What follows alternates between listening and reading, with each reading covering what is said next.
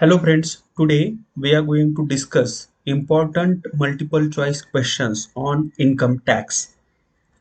So here first question is Income Tax Act was passed in the year. So यहाँ पे देखो students income tax act कब enact पास हुआ था enacted कब हुआ था उस पे क्वेश्चन है। तो यहाँ पे राइट आंसर है ऑप्शन ए दैट इज 1961। 1961 में इनकम टैक्स एक्ट पास हुआ था। Okay, it was passed in the year 1961. Okay, let us move on the next question. Next question is income tax rates are fixed in the dash every year. Okay जो income tax के rate होते हैं जिसे हम slabs बोलते हैं income tax slabs, तो वो फिक्स कहाँ होते हैं? सो यहाँ पे स्टूडेंट्स देखो word use is every year. So हर साल ये फिक्स किए जाते हैं। ओके, सो आपने सुना होगा कि इनकम टैक्स के रेट जो है वो बजट में डिसाइड होते हैं एवरी ईयर्स। जो बजट प्रेजेंट होता है पार्लियामेंट में उस बजट में इनकम टैक्स के रेट डिसाइड किए जाते हैं। So that budget is known as finance act. Okay, उसे फाइनेंस एक्ट बोलते हैं। तो income tax rates are fix in the finance act every year. So here option C is the right answer. Okay, let us move on next question. Next question here, third question is income tax act came into force on. Okay, previously we have questions on when it was passed, and here uh, question says income tax act came into force. So basically it was uh, passed in 1961 and it came into force on 1st April 1962। Okay, income tax act पास हुआ 1961 में और it came into force on 1st April 1962। 1st April 1962 से ये apply हुआ all over India. Okay, so यहाँ पे option B is the right answer. Next question, fourth question says assessment year is the period of 12 months commencing from dash every year। Okay, so in income tax assessment year, previous year, these are the concepts. So this question is about the assessment year. So students देखो assessment year क्या होता है? It is the period in it is the year in which income is assessed for the tax purpose. And in India, financial year and assessment year uh, comes every year on 1st April। Okay, हर साल 1st April को ही ये Cummins होता है, मतलब 1st April to 31st March ऐसा हमारा financial year है। सिमिलरली असेसमेंट ईयर भी 1st April से 31st March इसी टाइम फ्रेम में होता है। सो यहाँ पे option D 1st April is the right answer. Then we have next question that income tax is a subsidiary tax, direct tax, indirect tax, optional tax. So we all know that income tax is a direct tax. So here option B is the right answer. Next question. Income tax is charged on the income of current year, assessment year, next year or previous year. See students, here don't get confused. Student thinks that income tax is charged on the current year. No, it is charged on the income of previous year। Okay, so income tax जो है वो previous year में जो income earn हुआ है उस income पे charge किया जाता है असेसमेंट ईयर में। ओके, जो अभी सपोज असेसमेंट ईयर चल रहा है 1st April 2021 से 31st March 2022 तक, तो ये असेसमेंट ईयर है। इस असेसमेंट ईयर में जो प्रीवियस ईयर है उस प्रीवियस ईयर में जो भी इनकम अर्न किया रहेगा असेसी ने उस पर टैक्स चार्ज किया जाएगा। तो यहाँ पे क्वेश्चन 6 का आंसर रहेगा option D previous year. Income tax is charge on the income of previous year. Okay, next we have next question that the rates of income tax are. जो rate है income tax के rate है हम अलग अलग decide study किए ना हमने कि income tax is charge at 5%, 10%, 20%। So these rates of income tax are whether regressive, increasing, progressive और decreasing। सो स्टूडेंट सी इंडिया में जो ज्यादा कमाता है उसको ज्यादा टैक्स देना पड़ता है, ज्यादा रेट से टैक्स देना पड़ता है. Okay, so person earning more money have to pay more tax. So this system is known as progressive taxation. Okay, so here option C is the right answer. The rate of income tax are progressive. Next question. As per the definition of income, income includes which of the following? So dividend, profit and gains, the value of any benefit or purchase whether convertible into money or not. So यहाँ इसमें से income concept में क्या आएगा? So यहाँ पे students देखो, as income tax is an inclusive concept, income is an inclusive concept, it includes all of these incomes.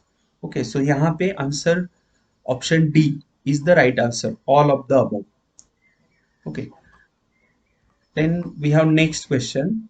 Income is a, so as I discussed now that income is a inclusive concept. Okay, not exclusive. It is a inclusive. It includes all types of incomes. So that's why income is a inclusive concept. Income में सारे income include होते हैं, इसीलिए इसे inclusive concept कहते हैं. Okay, so यहाँ पे option A is the right answer. Then next question: any winning from lotteries, crossword puzzles, races, including horse races, card games, and other games is included in income. It is a direct question. You have to give answer as a true or false. So any winning from lotteries, crossword puzzle, races, including and other games is including. So as I said that income is a inclusive concept, so it includes all kind of income. तो इसमें illegal income भी आता है, तो that's why this statement is true. Okay, any winning from lotteries, crossword puzzles, races, including horse races, cards games and other games is including income. It's true. और ये जो income है जो हमारे 5 हेड्स है, इसमें से अदर इनकम में ये आता है सब, winning from lotteries, crossword puzzles. Okay, let us move on the next question. Next question says agricultural income is fully exempted from tax. Here question is direct question. You have to answer it as a true or false. So this statement is true because agriculture income is fully exempted from tax. There is no tax on the agriculture income. Next question says as per the definition of person, person includes which of the following? जो income tax act में person की concept दी है उसमें क्या क्या आता है इसमें से? So person includes an individual person, मतलब natural person, Hindu undivided family, HUF, a company. So students, the concept of person includes all of these: individual person, HUF और company. इन सारे को सारी चीजें पर्सन इस कंसेप्ट में आती है. Next, we have question that Section 45 of Income Tax Act 1961 is related to. So, as income tax, there are various sections. So, ये जो Section 45 है, ये specifically capital gain related है, students. Okay, you have to keep in mind that Section 45 of Income Tax Act 1961 is related to the capital gain. Capital gain related है section. So यहाँ पे option D is the right answer. Then we have next question that indexation is allowed in case of. So indexation is allowed in case of. So students see, indexation is allowed in case of long term capital gain. Okay, जो हमारे capital gain की concept है, तो उसमें से जो long term capital gain वाला concept है, उस केस में ही इंडेक्सेशन का बेनिफिट अलाउड होता है. सो यहाँ पे option C LTCG, that is long term capital gain. So option C is the right answer. See student, even in exam, full form of these terms can be also asked that STCG, it stands for short term capital gain, and LTCG, it stands for long term capital gains. So just keep in mind these terms. So यहाँ पे indexation is allowed in case of LTCG, that is long term capital gain. So option C is the right answer. Next, which of the following assets is short term capital assets if it is held for more than 12 months? Okay, सो यहाँ पे देखो ये question थोड़ा tricky बना है. Which of the following asset is short term capital asset if it is held for more than 12 months. So यहाँ पे देखो स्टूडेंट्स, जो short term capital gain gain है और लॉन्ग टर्म कैपिटल गेन है, उसके लिए शॉर्ट टर्म कैपिटल असेट कैसे डिसाइड करना है और लॉन्ग टर्म कैपिटल असेट कैसे डिसाइड करना है, उसके लिए रूल है. Suppose let us take an example of equity shares. So equity shares के केस में क्या है, देखो स्टूडेंट, अगर आपने इक्विटी शेयर परचेस किया किसी कंपनी के और आपने वो विद इन 12 मंथ्स बेच दिए, 12 मंथ के अंदर बेच दिए, तो वो शॉर्ट टर्म कैपिटल गेन में आते हैं. और अगर आपने इक्विटी शेयर्स 12 मंथ्स के बाद बेच दिए तो वो लॉन्ग टर्म कैपिटल गेन में आएंगे. Okay. So as shares, stock and debentures जो है एक कैपिटल असेट्स है as per the income tax. Okay. So equity share related rule क्या है कि अगर कोई भी person equity shares within 12 months, 12 महीने से पहले बेचता है, तो वो शॉर्ट टर्म कैपिटल गेन में आएगा, जो भी बेनिफिट हुआ रहेगा इस शेयर्स पे वो. और अगर कोई पर्सन शेयर परचेस करके उसे 12 महीने के बाद बेचता है, आफ्टर 12 मंथ्स अगर वो सेल करता है, तो जो भी प्रॉफिट होगा उस शेयर्स पे वो लॉन्ग टर्म कैपिटल गेन में आएगा. ओके. तो ऐसे रूल्स है हर असेट के लिए. तो इक्विटी शेयर के लिए रूल क्या है, शॉर्ट टर्म लॉन्ग टर्म के लिए 12 मंथ्स का है. उसके बाद जो हाउसिंग प्रॉपर्टी है, रेसिडेंशियल हाउसिंग प्रॉपर्टी, उसके लिए रूल है 24 मंथ्स का. और जो अदर असेट्स है उसके लिए रूल है 36 मंथ का. ओके. सो यहाँ पे देखो स्टूडेंट्स, ये जो है which of the following asset is short term capital asset, it is held for more than 12 month. अगर आप इक्विटी शेयर्स मोर देन 12 मंथ के लिए हेल्ड करते हो तो it becomes long term capital asset.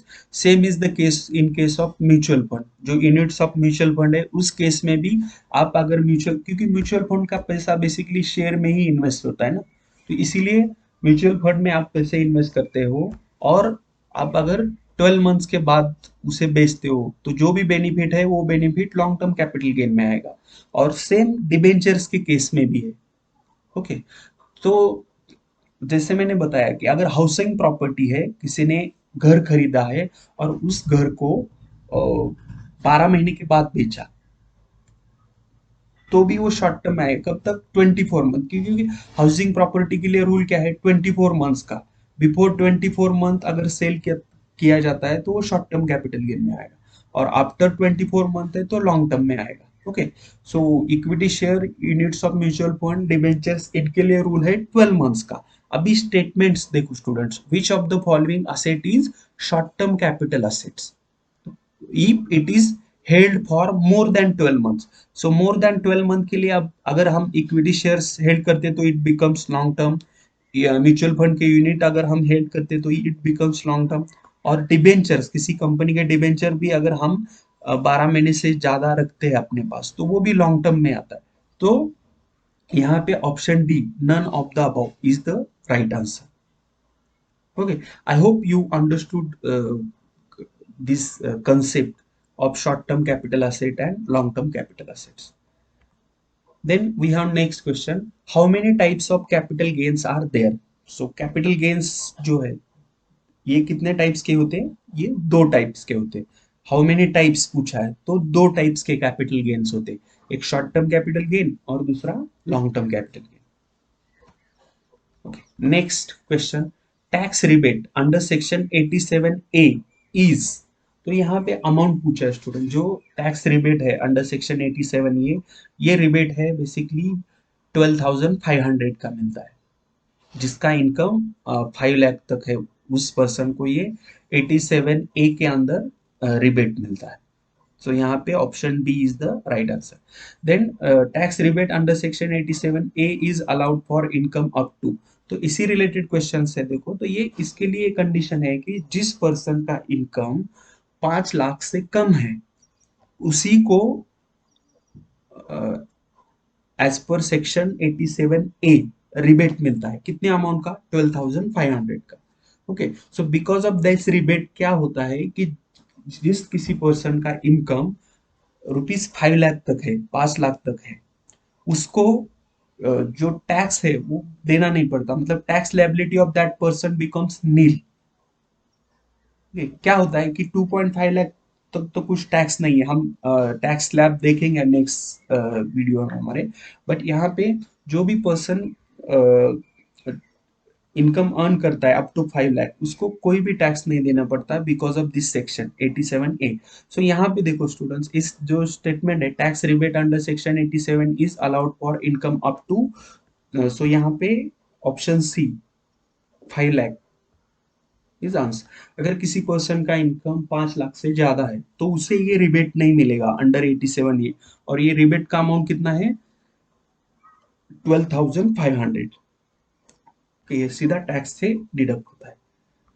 Let us move on the next question.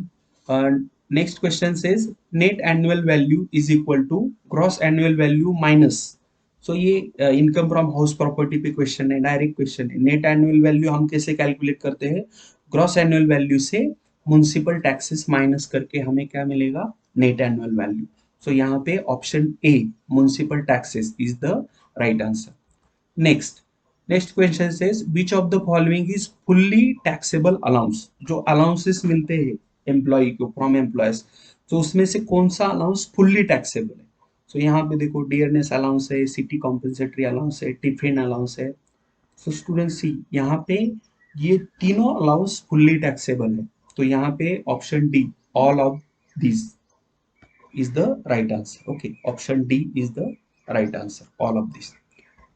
Let us move on the next question. Next question says children education allowance is exempted up to dash per month per child for maximum up to dash children.